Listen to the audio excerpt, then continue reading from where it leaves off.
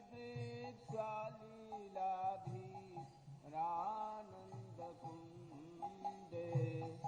स्वाघोषं निमज्जन्तम् आख्यापयन्तम्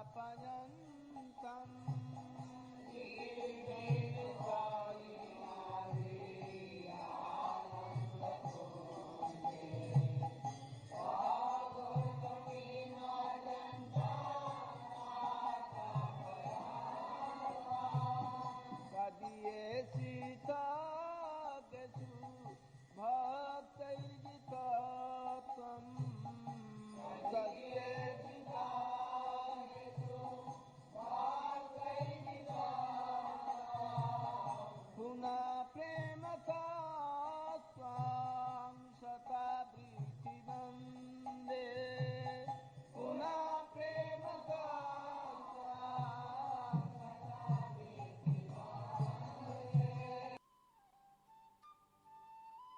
तृतीय श्लोकानुवाद। जो इस प्रकार दाम बंधन आदि रूप बाल लीलाओं के द्वारा गोकुल वासियों को आनंद सरोवर में नित्य काल सराबोर करते रहते हैं और जो ऐश्वर्य संपूर्ण ज्ञानी भक्तों के निकट मैं अपने ऐश्वर्यहीन प्रेमी भक्तों द्वारा जीत लिया गया हूँ, ऐसा भाव प्रकाशित करते हैं, उन दामोदर श्री कृष्ण की मैं प्रेम पूर्वक बारंबार वंदना करता हूँ। दिग्दर्शनी टीका का भावानुवाद। इस श्लोक में गुण विशेष द्वारा पार्थिव वस्तु का उत्कर्ष विशेष कह रहे हैं। इस प्रकार भक्त वश्यता के द्वारा अथवा उस दामोदर लीला के द्वारा दामोदर लीला जैसी परम मनोहरा अपनी अन्य असाधारणी शैशविल लीलाओं अर्थात कीड़ाओं के द्वारा स्वघोष अर्थात गोकुल में रहने वाले सभी प्राणियों को जो आनंद रस में गंभीर जलाशय विशेष में अतिशय सराबोर कर रहे हैं, उन ईश्वर श्री कृष्ण को नमस्कार है। यहाँ स्वलीला भी ही पद में उक्त लीला के द्वारा श्रीमद् भागवत के निम्नलिखित पद्यों में वर्णित लीला का निर्देश समझना चाहिए। तदथ्या गोपी भी स्तोभितो अनृत्याद भगवान बालवत क्वचित उद्गायति क्वचिन मुग्धस तद वसो दारु यंत्रवाद बिभ्रति क्वचिद आज्ञापतः पृथक कनुमान पादुकम बाहुक्षेपम च कुरुते स्वनम च प्रीतिम समुद्वम। सर्वशक्तिमान भगवान श्री कृष्ण कभी कभी गोपियों के फुसलाने से साधारण बालकों की भांति नाचने लगते, कभी भोले भोले अनजान बालक की तरह गाने लगते। गोपियां कहती, यदि तुम नृत्य करोगे तो मैं तुम्हें लड्डू दूंगी। तब श्री कृष्ण नाचने लगते। अथवा जब गोपियां हाथ से ताली बजाकर उत्साहित करती, तब वे अखिल ऐश्वर्य संपन्न भगवान होकर भी साधारण बालकों की भांति मुग्ध होकर गाने लगते। अथवा कभी वे उनके हाथ की कठपुतली अर्थात उनके सर्वदा अधीन होकर नाचने गाने लगते। कभी उनकी आज्ञा से पीड़ा ले आते, तो कभी दशहरी आदि तोलने के बटखरे अर्थात बाट लाने का आदेश देने पर मानो श्री कृष्ण उन्हें उठाने में असमर्थ हैं, ऐसा भाव प्रदर्शन करते। कभी खड़ाऊ ले आते, तो कभी गोपियों को आनंदित करने के लिए पहलवानों की भांति ताल ठोककर दावजी आदि से लड़ने लगते। आनंद रस में कुंड में सराबोर करने का निर्देश ही श्रीमद् भागवत के स्वानाम प्रीतिम समुद्वहन वाक्य खंड में हुआ है। अथवा या दूसरा अर्थ इस प्रकार है। घोष का अर्थ है कीर्ति अथवा महात्म्य का उत्कीर्तन। स्वस्य अर्थात अपना अथवा स्वानाम गोप गोप्यादीना स्वी गोप गोपी आदि का। घोषः अर्थात कीर्ति या महात्म्यो कीर्तन। यथा स्यात् तथा इति स्वघोषम, जो कि यहाँ क्रिया विशेषण के रूप में व्यवहृत है, जो स्वघोष पूर्वक स्वयं ही आनंद कुंड में निमज्जन कर रहे हैं अर्थात परम सुख विशेष का अनुभव कर रहे हैं, उनको नमस्कार है। और भी जो भगवत ऐश्वर्य ज्ञान परायणों में यह प्रसिद्धि अर्थात घोषणा कर रहे हैं, कि मैं भक्ति प्रायणों के द्वारा वशीभूत होता हूँ, ना कि ज्ञान प्रायणों के द्वारा। उनको नमस्कार है। इसके द्वारा दर्शयम स्तद्विदम लोके आत्मनो भृत्य वश्यताम। भागवत 10, 11, 9 पद का अर्थ प्रदर्शित हुआ है। इस भागवती पद में तद विदाम का अर्थ है तम भगवंतम विंदिति इति तेषाम तज्जत ज्ञान प्राणम। अतएव उक्त संपूर्ण पद्य का अर्थ इस प्रकार हुआ है, श्री कृष्ण उन ज्ञान पर भक्तों के प्रति अपनी भृत्य वश्यता प्रदर्शित करते हुए बालोचित क्रीड़ा द्वारा ब्रजवासियों का हर्ष उत्पन्न करते। अथवा तदीयशितागेषु भक्तिर्जितत्वम का दूसरा अर्थ इस प्रकार है, जो तदीय अर्थात भागवतों के प्रभाव के विषय में अभिज्ञ हैं, उनमें ही ना कि अन्य वैष्णव महात्मा विशेष के विषय में अनभिज्ञ केवल ज्ञान प्रायणों में जो भक्त वश्यता का प्रकाश कर रहे हैं, उनको नमस्कार है। क्योंकि भक्ति और विशेषता भक्ति का महात्म्य परम गोपनीय होने के कारण वैसे केवल ज्ञानियों में इसका प्रकाशन अनुचित है। अतएव उपर्युक्त भागवती 10, 19, 9 पद में तद विदाम का अर्थ भृत्य वश्यता विदाम अर्थात भृत्य वश्यता जानने वाले समझना चाहिए। अतः मैं सत्यव्रत मुनि प्रेम पूर्वक 100 बार उन ईश्वर की पुनः वंदना करता हूँ। इसके द्वारा सत्यव्रत मुनि ये दिखाना चाह रहे हैं कि भक्तों के द्वारा अवश्य करने योग्य भक्ति का एक विशेष प्रकार वंदन ही मेरा प्रार्थनीय है, ना कि ऐश्वर्य ज्ञान आदि। इति श्री दामोदर अष्टक के 33 श्लोक की श्रील सनातन गोस्वामी कृत दिग्दर्शनी नामक टीका का भावानुवाद समाप्त। दिग्दर्शनी वृत्ति। श्री कृष्ण की लीलाएं अक्षय सरोवर हैं, जिनमें घोषपल्ली डूब जाती है। घोषपल्ली अर्थात वह स्थान जहाँ श्री कृष्ण संबंधी लीला का घोष होता है। पशु पक्षी, गाय, गोप गोपी सभी स्वच्छंद रूप से श्री कृष्ण चरित्र का घोष या उच्च स्वर से गान करते हैं, वही ध्वनि मुखरित होती है। गाय का दोहन करो, बछड़ा खोल दो, दोहनी लाओ, आदि आदि, ये सब कुछ गोपाल श्री कृष्ण के आनंद के लिए हो रहा है। श्री कृष्ण अब थोड़े बड़े हो गए हैं, घर की देली को पार करना सीख गए हैं। एक दिन बलदाऊ भैया के साथ घर से बाहर निकल गए। देखा घर के पास ही लाल लाल सुंदर पुष्प खिले हैं, किंतु बेर के सूखे कांटों के घेरे के अंदर हैं। जैसे तैसे उन कांटों को उठाकर अंदर चले तो गए और पुष्प भी तोड़ लिए, किंतु पुनः कांटों के गिर जाने से निकलने का मार्ग बंद हो गया। अब बाहर कैसे आए? बस जोर जोर से रोना प्रारंभ हो गया। रोने का शब्द सुनकर मैया घर से बाहर आई और कांटों को किसी प्रकार हटाकर दोनों को बाहर निकाला। कभी खाली तलवार या चाकू हाथ में ले लेते, कभी बड़े बड़े सींगों वाले सांडों के सींग पकड़कर उनसे झूल जाते, कभी मणिस्तंभ में अपनी प्रतिछवि देखकर आश्चर्यचकित होकर वार्तालाप करने की चेष्टा करते। एक दिन मैया ने कहा, कन्हैया एक बछड़े को ले आ, उसकी पूजा करनी है। कन्हैया बछड़े के पास पहुंचे और उसे पकड़कर लाने लगे, परंतु वह आ नहीं रहा था। बड़े परिश्रम से कन्हैया उसे ठेल ठेल कर ला रहे हैं। घर में आकर कन्हैया ने छीकों पर मटकुई में माखन लटका हुआ देखा। मुंह में पानी आ गया। बछड़े के ऊपर चढ़कर छीके पर रखी हुई मुटकी से माखन निकालने लगे। बछड़ा मौका पाकर भाग गया और कन्हैया छीके से लटके रह गए। मैया मैया चिल्लाने लगे। तब मैया ने आकर नीचे उतारा और कन्हैया को डांटने लगी। प्रातःकाल में यशोदा मैया के घर में श्री कृष्ण का दर्शन करने के लिए गोपियों का जमघट लग जाता था। कुछ गोपियां कहती कन्हैया अधिक शक्तिशाली है, कुछ कहती नहीं बलदाऊ अधिक शक्तिशाली है। इसका निर्णय कैसे हो? दोनों परस्पर मल्ल युद्ध करें, जो जीतेगा उसे माखन का लोना मिलेगा।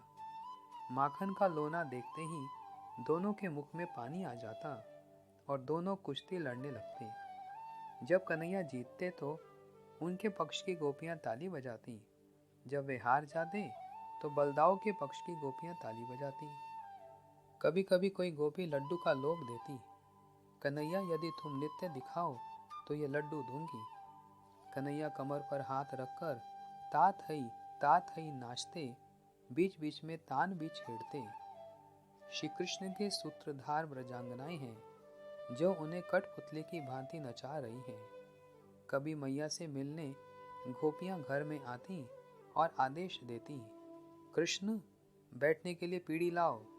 कृष्ण पीढ़ी को उठाने का प्रयत्न करते परंतु उठा नहीं पाते। उसे देखकर गोपियां ब्रजवासी प्रसन्न हो जाते, जिन्होंने गोवर्धन पर्वत को गेंद की भांति अपने कनिष्ठ उंगली पर अनायास ही उठा लिया। वरा रूप में पृथ्वी को अपने दांतों पर रख लिया। वे ब्रज में एक पीढ़ी भी नहीं उठा पा रहे हैं। यही माधुर्यमयी नरवत लीला है। सर्वनियंता है, सर्वनियामक है, किंतु ब्रजवासियों के नियंत्रण में है। सर्वशक्तिमान अघटन घटन पटयसी शक्ति से युक्त है, किंतु ब्रज में अबोध बालक हैं, अपनी मैया के लाल्य पाल्य हैं। आज्ञाकारी पुत्र की भांति बाबा की जूती सिर पर उठाकर लाते हैं, जिसे पहनकर बाबा बैठक में जाएंगे। इति दृक् स्वलीलाभिर आनंद कुंडे स्वघोषम निमज्जनतम। श्री कृष्ण की मधुर बाल लीला अखंड, अनंत, सीमा रहित रस में जलाधार है।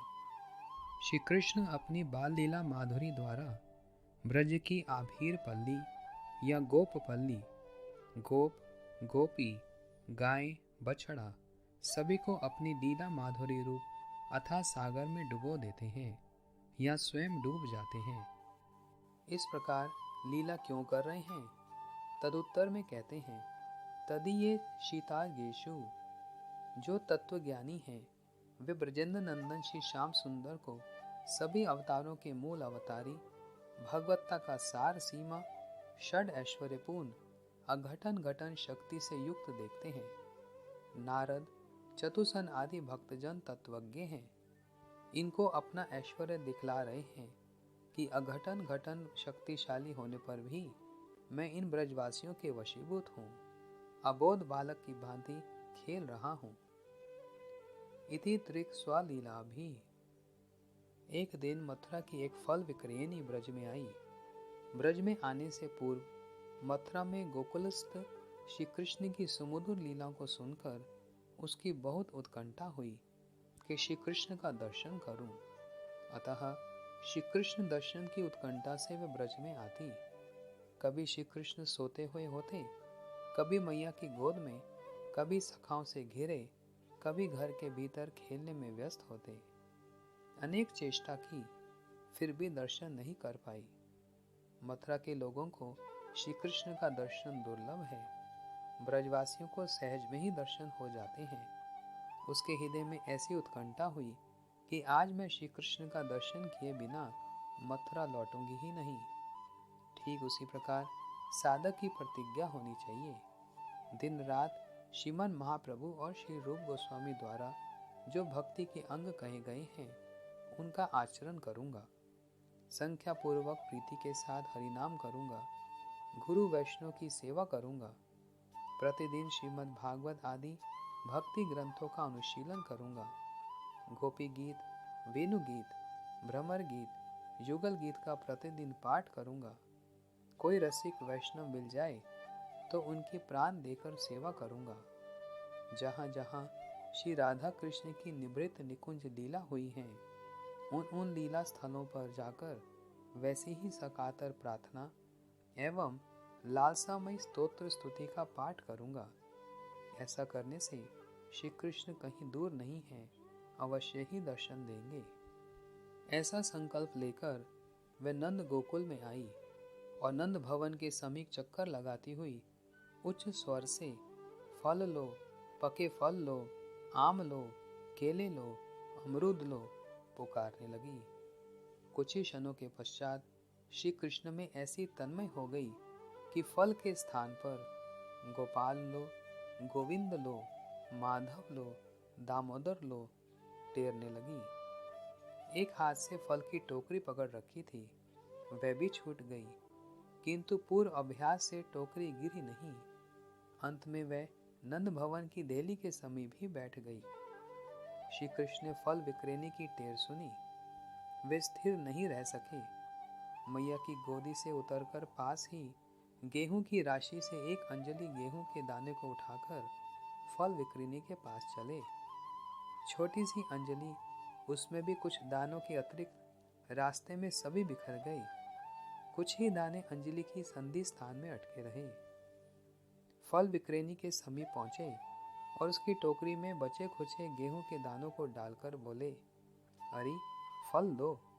फल विक्रेनी कुछ क्षण तक बाल कृष्ण के रूप सौंदर्य को देखकर ठगी सी रह गई। यहाँ सिद्धांत यह है कि ऐसी उत्कंठा के बिना श्री कृष्ण दर्शन नहीं देते। कैसी उत्कंठा? फल विक्रेनी जैसी उत्कंठा और तन्मयता। दर्शन और सेवा के बिना और कोई दूसरी अभिलाषा नहीं, कोई अनर्थ नहीं। ऐसे साधकों को ही श्री कृष्ण दर्शन देते हैं। अब फल विक्रेनी को चेत हुआ और बोली, लाला, यदि मेरी गोद में बैठकर मुझे एक बार माँ कहो तो ही फल दूंगी। श्री कृष्ण ने चारों ओर देखकर कि कोई देख ना ले, झट उसकी गोद में बैठ गए। माँ कहा और फिर झट खड़े होकर फल मांगने लगे। फल विक्रेनी के मन की इच्छा पूर्ण हो चुकी थी।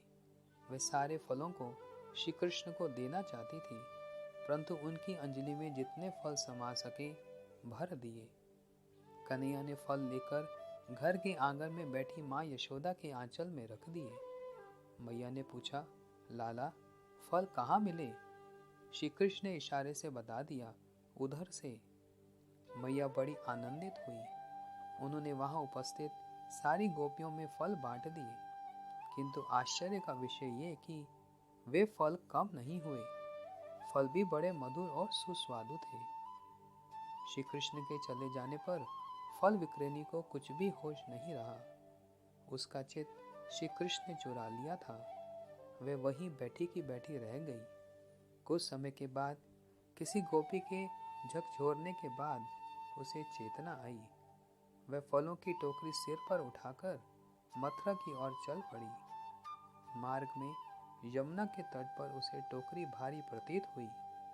वह उसे उतारकर देखने लगी। ओहो, वह टोकरी विविध प्रकार के अमूल्य रत्नों से भरी थी। उसने रत्न समेत टोकरी को यमुना की धारा में प्रवाहित कर दिया और फफक फफक कर रोने लगी कि श्री कृष्ण ने मुझे वंचित कर दिया, मैं ठगी गई। ये कहकर प्रेम में विलाप करने लगी। वह फिर घर कभी नहीं लौटी। जिनका मन श्री कृष्ण चुरा लेते हैं, उनकी ऐसी ही दशा होती है। एवं व्रतः स्वप्रिय नाम कीर्तया जातनुराग द्रुत चित्त उच्चहे हसत यथो रोदती रोती गायत उन्माद व नृत्यति लोकबाज्ये। श्रीमद् भागवत 11:2-40। अर्थात प्रेम लक्षण भक्ति योग से भगवत सेवा व्रतधारी साधु पुरुषों के हृदय में एकांत प्रिय भगवान के नाम संकीर्तन से अनुराग और प्रेम का अंकुर उग आता है। उसका चित्त द्रवीभूत हो जाता है। जब वह साधारण लोगों की स्थिति से ऊपर उठ जाता है, लोक लज्जा छोड़कर कभी हंसने लगता है तो कभी फूट फूट कर रोने लगता है, कभी ऊंचे स्वर से भगवान को पुकारने लगता है तो कभी मधुर स्वर से उनके गुणों का गान करने लगता है एवं कभी उनको रिझाने के लिए नृत्य भी करने लगता है। बाल घाती रुधिर पीने वाली भयंकर पूतना राक्षसी जो श्री कृष्ण को मारने के लिए आई थी, उसे केवल वंचनामय मातृवेश धारण करने के कारण गोकुल में धात्री उचित गति उन्होंने प्रदान की थी। सुदामा विप्र को मुट्ठी भर चावल के कणों के बदले न जाने क्या क्या दिया था। वे सर्वस्व फलों को देने वाले इस फल विक्रेनी को क्या देंगे, चतुर्मुख ब्रह्मा जी भी ये सोच नहीं पाते। तभी तो वे कहते हैं, एषा घोष निवासनम उत भवान किम देव रातियतिनस चेतो विश्व फलत फलम त्वद अपरम कुत्रापि अयम मुह्यति शद एव पूतनापि स्वकुल त्वम एव देवा पिता यद धर्म अर्थ सुरित प्रियात्म तन्ने प्रणयस्य त्वत्कृते। श्रीमद् भागवतम 10:14-35। अर्थात, हे देवताओं के भी आराध्य देव प्रभु, इन ब्रजवासियों को इनकी सेवा के बदले आप क्या फल देंगे? संपूर्ण फलों के फलस्वरूप आपसे बढ़कर और कोई फल तो है ही नहीं। यह सोचकर मेरा चित्त मोहित हो रहा है। आप उन्हें अपना स्वरूप देकर भी उन्नत नहीं हो सकते, क्योंकि आपके स्वरूप को तो उस पूतना ने भी अपने संबंधियों अगासुर, बकासुर आदि के साथ प्राप्त कर लिया, जिसका केवल वेश ही साध्वी स्त्री का था, पर जो हृदय से महान क्रूर थी। फिर जिन्होंने अपने घर, धन, स्वजन, प्रिय शरीर, पुत्र, प्राण और मन सब कुछ आपके चरणों में ही समर्पित कर दिया है, जिनका सब कुछ आपके लिए ही है, उन ब्रजवासियों को भी वही देकर आप कैसे उऋण हो सकते हैं? इस प्रकार श्री कृष्ण प्रतिदिन ऐसी सुंदर सुंदर लीला करके सारी घोषपल्ली को आनंद प्रदान करते हैं। श्री कृष्ण ब्रजवासियों को अपनी मधुर मधुर लीलाओं के द्वारा आनंद सागर में सराबोर कर रहे हैं। जिनको श्री कृष्ण के प्रति भगवत्ता का ज्ञान है कि वे सर्वेश्वर, सर्वशक्तिमान, अनादि, सबके आदि, अघटन घटन शक्तियुक्त अस्मा और स्वयं भगवान हैं, उनको दिखा रहे हैं कि मैं भक्ति के द्वारा ही वशीभूत होता हूँ। किस भक्ति से वशीभूत होता हूँ, इसको बतला रहे हैं। चतुसन में भी भक्ति है। ध्रुव महाराज, प्रहलाद महाराज, नारद जी, उद्धव जी, यादवगण आदि सभी में भक्ति है, किंतु वैसी भक्ति से मैं कभी भी वशीभूत नहीं हो सकता हूँ। ऐश्वर्य शिथिल प्रेमे नाही मोर प्रीत। चैतन्य चेतामृत आदि लीला 3:16। वे मेरे स्तव स्तुति करेंगे, हाथ जोड़ेंगे, किंतु ब्रज के सुबल श्रीदाम मधुमंगल मैया बाबा सर्वोपरि यदि गोपियों की भांति भक्ति हो तो वे वशीभूत होंगे। इन गोपियों में भी श्रेष्ठ श्रीमती राधिका जी हैं। राधा जी की किंकरियों की भांति भक्ति हो तो श्री कृष्ण संपूर्ण रूप से वशीभूत हो सकते हैं। यहाँ पर यही दिखला रहे हैं। अनंग रंग मंगल प्रसंग भंगुरा भ्रुवम सविभ्रमम ससंभ्रमम दृगंत बान पातने निरंतरम वशीकृता प्रतीति नंद नंदने कदा करिष्यसि माम कृपा कटाक्ष भाजनम। श्री राधा कृपा कटाक्ष स्तोत्रम 3। प्रेम कीड़ा के रंगमंच पर मंगलमय प्रसंग में बांकी भ्रुकुटी करके आश्चर्य प्रकट करते हुए सहसा कटाक्ष रूपी बाणों की वर्षा से श्रीनंद नंदन को निरंतर वशीभूत करने वाली हे सर्वेश्वरी राधिके, मुझे कब अपनी कृपा कटाक्ष का पात्र बनाओगी? श्री सीता जी का स्वकीय मधुर भाव भी श्री राम को वशीभूत नहीं कर सका। श्री राम ने उनको 2 बार परित्याग कर जंगल में भेजा। क्या श्री कृष्ण स्वामी जी को घर से निकाल सकते हैं? श्री स्वामी तो उनके घर में ही नहीं रहती। अरे निकालने की तो बात दूर रहे, उनसे कह भी नहीं सकते, क्योंकि वे उनसे डरते हैं। हर समय राधा जी के प्रेम में सने रहने के कारण भयभीत रहते हैं, कहीं मुझसे कोई त्रुटि ना हो जाए। उनकी तो बात ही अलग रहे। गोपियाँ उन्हें नाचना एवं सभी कलाएं सिखाती हैं। प्रिया को नचवत सिखवती प्यारी, मान गुमान लकुटी लिए ठारी, डरबत कुंज बिहारी। जब श्री राधा जी को अन्यास हेतुक अहेतुक मान हो जाता है तो श्री कृष्ण कहते हैं, स्मर गर खंडनम मम शीर्षि मंडनम देही पद पल्लव उदारम। श्री गीत गोविंद 10:8। श्री राधा जी की तो बात ही क्या, श्री राधा जी की सहचर्या श्री रूप मंजरी तथा श्री रति मंजरी जब श्री राधा जी के आदेश से श्री श्याम सुंदर को उनके कुंज में प्रवेश करने से निषेध करती हैं, तो वे उनके पहिया पकड़कर कुंज में प्रवेश की आज्ञा चाहते हैं। उनके चरणों में गिरकर चाटुकारी लल्लू चप्पू करते हुए प्रार्थना करते हैं, बताओ तो सही कैसा है श्री राधा जी का दास्य पद। इसलिए हमारे श्रील रघुनाथ दास गोस्वामी जी कहते हैं, पदाब्जयो स्तव विना वरदास्यमेव नान्यद यत् कदापि समय किल देवी याचे सखाइते मम नमस्तु नमस्तु नित्यम दास्याइते मम रसस्तु रसस्तु सत्यम। श्री विलाप कुसुमांजलि 16। अर्थात, हे देवी, आप सब प्रकार के वरदान देने में समर्थ हैं, किंतु मैं आपके श्री चरण कमलों की सेवा के अतिरिक्त और कुछ भी नहीं चाहता। आपके सख्य पद के लिए मेरा कोटि कोटि बार नमस्कार है। मुझे तो केवल मात्र आपके श्री चरण कमलों की सेवा में रस है, आनंद है। श्री प्रबोधानंद जी तो श्री कृष्ण की लीला में तुंग विद्या हैं। वे भी दासी पद प्राप्त करने के लिए प्रार्थना कर रहे हैं। यत् किंकरीषु बहुशः खलु काको वाणी नित्यं परस्य पुरुषस्य शिखंड मौले तस्याः कदा रसनिधे वृषभानुजाया तत्केलि कुंजम भवांगनम मर्जनी श्याम। श्री राधा रसुधा निधि 8। गोपियों के उठाने पर उठते हैं, बिठाने पर बैठते हैं। ये किसी भक्ति द्वारा संभव पर नहीं।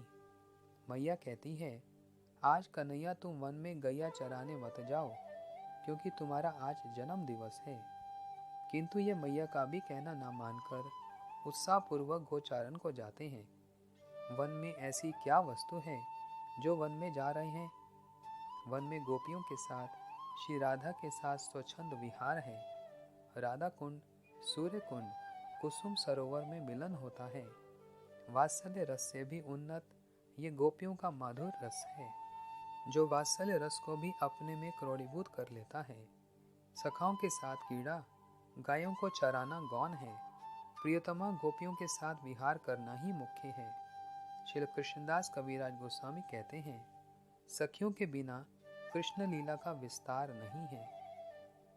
राधा कृष्णेर लीला यही अति गुणतर दास्य वात्सल्य आदि भावे ना है गोचर।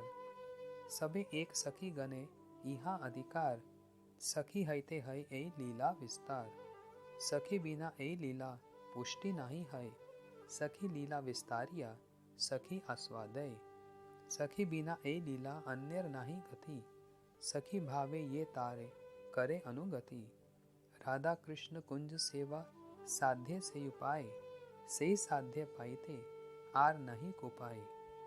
चैतन्य चैतामृत मध्य लीला 8 200 से 204 तक।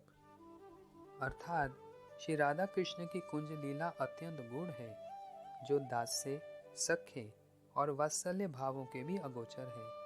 केवल ब्रजांगनों का ही इस गूढ़ लीला में अधिकार है।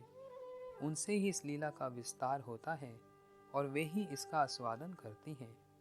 इसमें उनको छोड़कर किसी भी दूसरे का प्रवेश नहीं है। जो सौभाग्यवश गोपियों के भावों का अनुगमन करते हैं, केवल वे साधक ही इस परम उच्च साध्य को पा सकते हैं। अहो, कैसी हैं ये ब्रज रमणियाँ, जो चुल्लू भर छाछ के लिए श्री हरि कृष्ण को नचाती हैं। छछिया भर छाछ पर हरि को नचावे रसखान। एक समय देवादिदेव श्री महादेव शंकर जी ने देखा कि हमारे परम आराध्य देव ब्रज में प्रकट हुए हैं। वे उनके दर्शन करने के लिए ब्रज में पधारे और नंद भवन के द्वार पर ऊंचे स्वर से अलक निरंजन कहकर डमरू बजाने लगे। मैया यशोदा यह सुनकर द्वार पर एक अद्भुत योगी को देखकर डर गई। बाग अंबर पहने हुए, गले में हड्डियों की माला, हाथ पैर और गले में सर्पों के आभूषण, हाथ में त्रिशूल, भयंकर जटाएं, पास में नंदीश्वर सांड, सारे शरीर में भस्म रमाए हुए हैं। यशोदा जी तो एकदम डर गई, फिर भी बोली, भिक्षा चाहता है? ठहरो, ला रही हूँ। तो शंकर जी ने उत्तर दिया, अरे मैया, मैं तो बड़ी दूर कैलाश से चलकर आ रहा हूँ, तुम्हारी लाला का दर्शन करना चाहता हूँ। इतने में ही मैया बोली, जो तुझे खाने की पीने की आवश्यकता हो तो ले लो और चला जा। यहाँ डमरू जोर जोर से मत बजा, मेरा लाला सो रहा है, जग जाएगा। शंकर जी बोले, अरे भोरी भारी मैया, मुझे तेरा आटा दाल पटाम्बर झोरी खाने पीने रहने सोने की कोई भी वस्तु नहीं चाहिए। मैं तो तेरे लाला का एक बार दर्शन करने आया हूँ, बस मुझे यही भिक्षा चाहिए। मैया बोली, ए अरे मोए बोड़ी को, तू तेरे स्वरूप देखकर डग लग रहे है। मेरे लाला अति सुकुमार है, वह तेरे रूप देखकर डर जाएगो, मैं तोय नहीं दिखाऊंगी। यह कहकर यशोदा मैया घर के भीतर चली गई। देवाधिदेव शंकर जी भी कम मानने वाले थे। उन्होंने द्वार के समीप ही धूनी रमा दी और मन ही मन बोले, जब तेरो लाला बड़े होगो, बाहर खेलने आवगो, तब तेरे लाला का दर्शन करूंगो। अब तो बिना दर्शन किए लौटूंगो नहीं। जिस स्थान पर वे बैठे थे, आज भी वह स्थान योगिया कुंड के नाम से विख्यात है। यशोदा मैया ने जब घर के भीतर प्रवेश किया तो देखा कि लाला बड़े जोर से रो रहा है। वे किसी प्रकार चुप नहीं हो रहा है। मैया ने अपनी सहेलियों से परामर्श किया। एक प्रौढ़ा गोपी बोली कि वह कोई साधारण योगी नहीं, कैलाश से आया है, वह डमरू बजाता है। उसे सुनकर लाला डरकर और भी क्रंदन कर रहा है। तुम्हें अपने लाला को उसे दिखलाने में ही भला है। यशोदा मैया और कोई भी उपाय न देखकर एक काले सूप में लाला को सुलाकर, काले कपड़े से सर्वांग को ढककर, नेत्रों में लंबा काजर लगाकर, माथे पर काला टीका कर उसे बाहर लाई और एक झलक दर्शन कराकर भवन के भीतर प्रवेश करने लगी। लाला अब चुप हो गया। यह देखकर मैया आश्चर्यचकित हो गई। योगी राज ने कहा, मैया मैं पास ही धूनी रमाऊंगा, यदि तुम्हारे लाला को नजर लगे तो मुझको बुलवा लेना। मैं नून और राई के साथ मंत्र से झाड़ दूंगा, तेरा लाला स्वस्थ हो जाएगा। अतएव जब जब लाला रोता था, मैया योगी उस स्थान से योगी को बुलवा लेती थी। योगी चलो नंद भवन में, यशोमती मैया तुम्हें बुलावे, वाके लाल को नजर लगी है, ते पे राय नून करवावे। रह रहे योगी नंद भवन में, ब्रज में वास सदा तू कीजो, जब जब वाको लाला रोवे, तब तब दर्शन दीजो। इस प्रकार योगी का जन्म सफल हो गया। एक बार यशोदा मैया रात को कन्हैया को लेकर थपथपाती हुई एक कहानी सुनाकर सुला रही थी। वह कहानी इस प्रकार है। एक राजा था, श्री कृष्ण हूँ कारी भरते जाते थे। उसका नाम दशरथ था। उसके 4 पुत्र थे। कुछ बड़े होने पर विश्वामित्र उन्हें यज्ञ की रक्षा हेतु ले गए। श्री कृष्ण ने कहा, हूँ। यज्ञ रक्षा के बाद वे विश्वामित्र के साथ मिथिला में पहुंचे। वहां महाराज जनक ने प्रतिज्ञा की थी, जो धनुष पर प्रत्यंचना चढ़ाकर धनुष तोड़ेगा, उसी के साथ अपनी पुत्री का विवाह दूंगा। श्री कृष्ण ने कहा, हूँ। दूर दूर के देश के राजा आए, सभी हार गए। अंत में राम ने धनुष को तोड़ा और सीता का विवाह राम से हुआ। उसके बीच बीच में कृष्ण हुंकार भरते जा रहे हैं। थोड़ा सा विलंब होने पर भी उत्कंठित होकर पूछते हैं, मैया फिर क्या हुआ?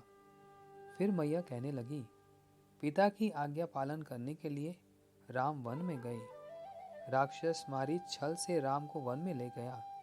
उधर रावण सीता का हरण कर ले गया। इतना सुनते ही श्री कृष्ण राम के आवेश में पलंग से कूदकर बोले, लक्ष्मण मेरा धनुष लाओ। लंफ देकर उठे। श्रील रूप गोस्वामी जी कहते हैं, ऐसे भाव में विभावित श्री कृष्ण की मैं वंदना करता हूँ। एक दिन मैया लाला को अपनी मीठी मीठी बातों में लगाकर दही मंथन कर रही थी। इतने में ही मैया किसी कार्यवश अन्यत्र चली गई। लाला की नज़र गगरी में पड़ी। गगरी में चंद्रमा का प्रतिबिंब पड़ रहा था। फिर क्या था, मैया के लौटने पर जिद करने लगे, मैया मैं तो ये खिलौना लूँगा, मैया मैं तो चंद्र खिलौना लेवो। मैया ने गगरी से निकालकर एक माखन का लोना दे दिया। श्री कृष्ण आनंद पूर्वक पुनः गगरी में देखने लगे। उन्हें पुनः वहाँ चंद्र का प्रतिबिंब दिखलाई पड़ा। पुनः उसे पाने के लिए मचलने लगे। मैया ने कहा, इधर देखो, ये चंद्र है। श्री कृष्ण बोले, मैया, मैं चंद्र लूँगा। मैया, इसमें विष लगा है। कृष्ण, इसमें विष कैसे लगा? मैया, एक बार देवता और दानव समुद्र का मंथन कर रहे थे, उससे विष निकला जो चंद्र में लग गया। देखो, चंद्रमा में जो काला काला धब्बा देख रहे हो, वह वही विष ही तो है। भला इसके साथ कौन खेलेगा? इसे सुनकर श्री कृष्ण डर गए। इस प्रकार श्री कृष्ण की अनंत मधुर से मधुर लीलाएं हैं, जिन लीलाओं के समुद्र में वे स्वयं निमज्जित होते हैं और ब्रजवासी को भी निमज्जित करते हैं। इति श्री दामोदर अष्टक के 33 श्लोक की दिग्दर्शनी वृत्ति समाप्त।